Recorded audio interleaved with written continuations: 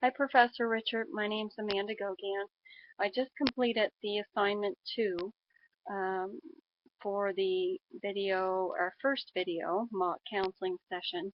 And I will say one thing I did learn was how to use YouTube.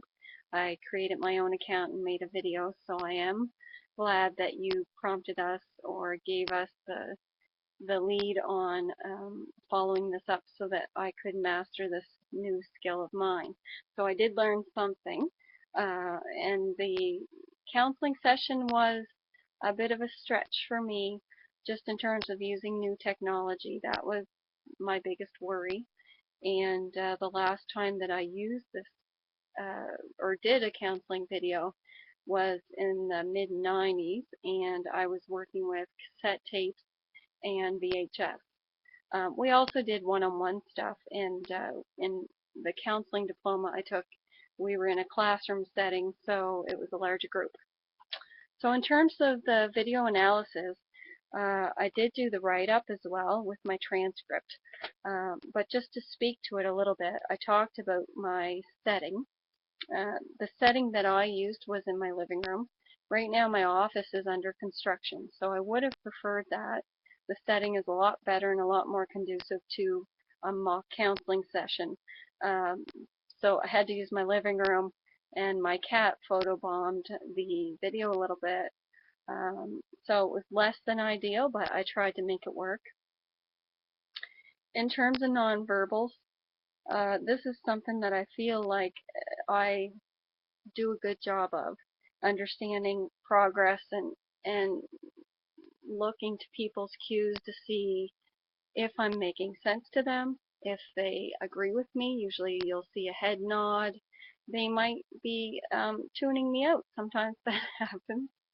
And so in the video I was able to do that, mostly without laughing.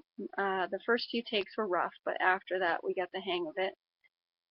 So we did do that. So I try to keep an eye on what's going on, my client's language, and make sure that I'm in tune to their nonverbal and verbal cues. So in terms of attending behavior, this is something I feel like I do regularly, and I can be quite responsive to this. Because when I work with people, it's one-on-one typically, so I can really do a good job of this. In terms of the counseling session assignment, I used both open and closed questions when I felt it was necessary, and I did some perception checking and paraphrasing in terms of what the situation was and what the goals were that we were looking for with Olivia.